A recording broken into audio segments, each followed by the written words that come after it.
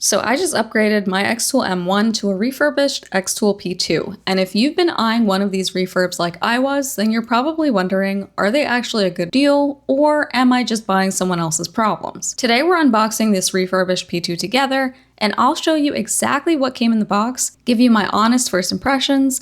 Who thought of this? And we'll take a closer look at the overall build quality compared to what you might get with a brand new one. This is going to be part 1 of a series because there's a lot to cover when you get one of these machines. In part 2, I'll walk you through the full setup and first power up, and then in part 3, we'll go through some test cuts and see what this thing can actually do. But first, we'll see what you actually get when you order a refurbished xTool P2.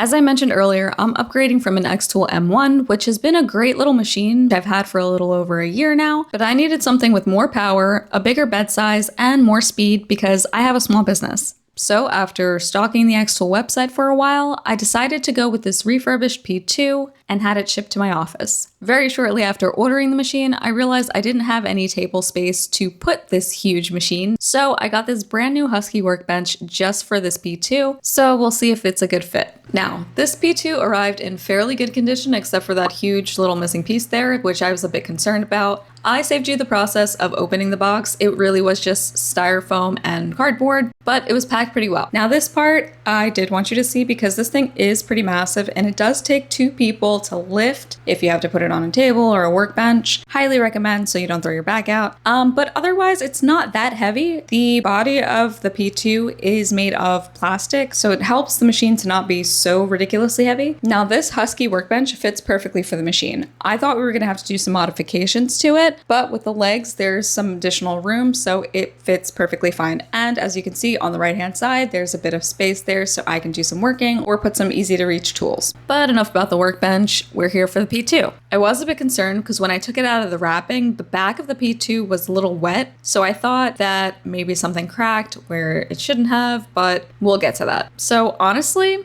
first impressions, it looks really good. The lid, the body, I'm running my hands over it, as you can see in the video, looking for scratches or dings, and so far, there's really nothing major. There is a slight little itty-bitty scratch on the lid. The lid is plastic. I mean, it's so minor. It's not like it obstructs my view. Otherwise, it's really clean. Now it's time to take a look at what we get inside. It's properly packed with more foam, and here's all the good stuff. Standard setup manuals. Now, I didn't think we'd get test cut materials, but we do. So here's some 3mm basswood, a container of antifreeze, the exhaust hose, a mini screwdriver and set of material pins, a funnel, the power cable and a USB-C connection cable, oh, and a clamp for the hose.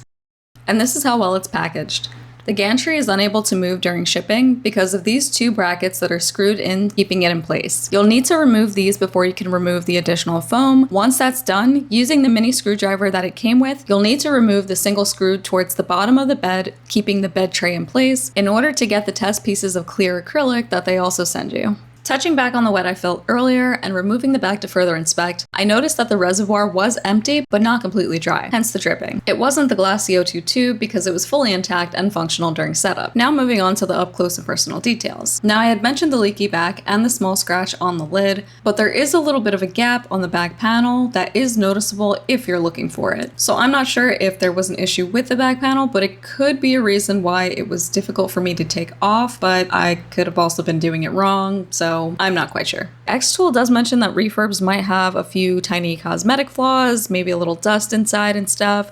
Aside from these 3 things, this refurb definitely holds up. So if you've been on the fence about getting a refurbished P2 or getting a P2 in general, at least from xTool, there's really nothing to be worried about. And worst case scenario, if there is something wrong, they do offer a 6-month warranty, so I would recommend using the heck out of it until something goes wrong. But best case scenario, nothing does go wrong and you have a great P2 for a fraction of the cost. And at the time of purchasing this, I even got a free fire safety kit. But of course, we're only getting started. In part 2, I'm going to show you the actual setup process, everything from coolant to how I exhaust my machine. And then part 3 will actually run some test cuts and engraves to see how this P2 performs. And that's what really counts. So if you want to know if this thing lives up to the hype, be sure to subscribe for those videos. I'll be posting them over the next couple of weeks. If this video helped you to make a decision on the Refurb P2 at all, please hit that like button. And I'd love to know, are you upgrading from an older laser like I am, or are you looking for your very first laser? Let me know in the comments and I'll catch you in part 2.